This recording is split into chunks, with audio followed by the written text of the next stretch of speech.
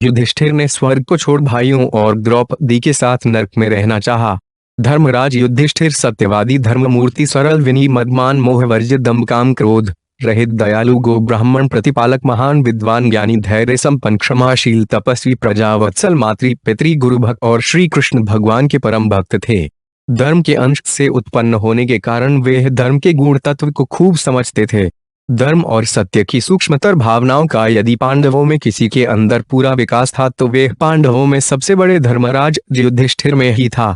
सत्य और क्षमा तो इनके सहजात सद्गुण थे। बड़े से बड़े विकट प्रसंगों में इन्होंने सत्य और क्षमा को खूब निभाया। द्रौपदी का वस्त्र उत्तर रहा था। भीम अर्जुन सरीखे योद्धा भाई इशारा पाते ही सारे कुरुकुल का नाश करने को तैयार थे।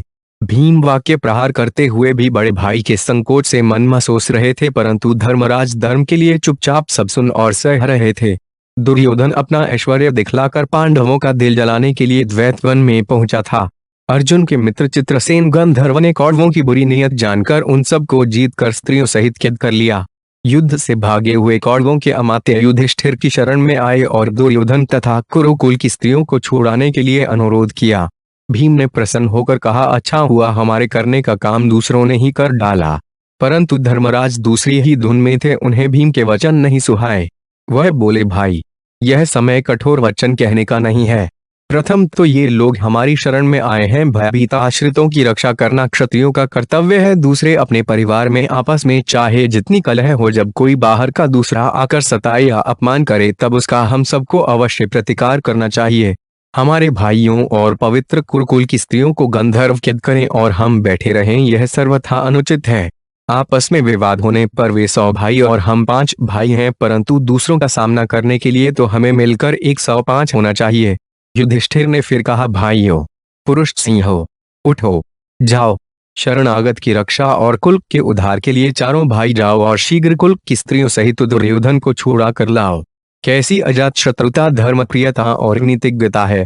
अजात शत्रु धर्मराज के वचन सुनकर अर्जुन ने प्रतिज्ञा की, यदि दुर्योधन को उन लोगों ने शांति और प्रेम से नहीं छोड़ा तो आज गंधर्वराज के तप्त रुधिर से पृथ्वी की प्यास बुझाई जाएगी। वन में द्रौपदी और भीम युद्ध के लिए धर्मराज युधिष्ठिर को बेतरह उत्तेजित करते रहते और मुंह आई सुनाते पर धर्मराज सत्य पर अटल रहे। उन्होंने साफ साफ कह दिया, 12 वर्ष के वनवास और 1 वर्ष के अज्ञातवास की मैंने जो शर्त स्वीकार की है उसे मैं नहीं तोड़ सकता। मेरी सत्य प्रतिज्ञा को सुनो, मैं धर्म को अमरता और जीवन से श्रेष्ठ मानता हूँ। सत्य के सामने राज्य, पुत्र, यश और धन आदि का कोई मूल्य नहीं है। महाराज युधिष्ठिर निष्काम धर्मात्मा थे। एक बार उन्होंने अपने भाइयों और द्रौपदी से कहा, मैं धर्म का पालन इसलिए नहीं करता कि मुझे उसका फल मिले, शास्त्रों की आज्ञा है इसलिए वैसा आचरण करता हूँ। फल के लिए धर्माचरण करने वाले सच्चे धार्मिक नहीं हैं, परंतु धर्म और उसके फल का लेन देन करने वाले व्यापारी हैं। वन में यक्षरूप धर्म के प्रश्नों का यथार्थ उत्तर देने पर जब धर्म युधिष्ठिर से कहने लगे कि तुम्हारे इन भाइयों में से तुम कहो एक को जीवित कर दूं, तब युधिष्ठिर ने कहा, नकुल को जीवित कर दीजिए। यक्ष ने कहा, तुम्हें कौरवों से लड़ना है, भीम और अर्जुन अत्यंत बलवान हैं, तुम उनमें से एक को न जिलाकर नकुल के लिए क्यों प्रार्थना करते हो। युधिष्ठिर ने कहा, मेरी 2 माताएं थीं, कुंती और माद्री।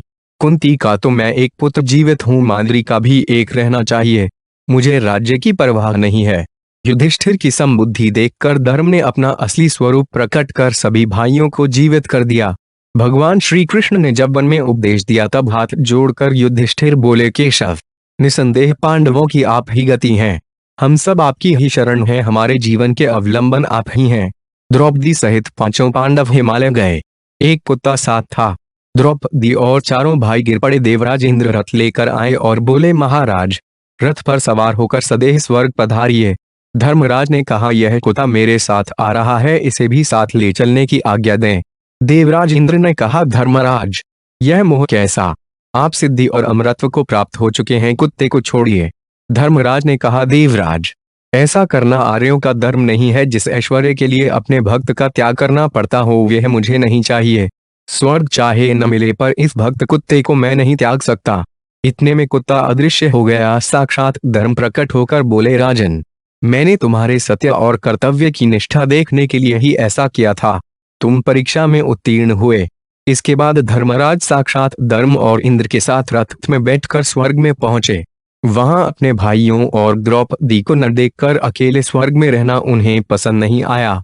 महाभारत युद्ध के दौरान एक बार मिथ्या भाषण के कारण धर्मराज को मिथ्या नरक दिखाया गया।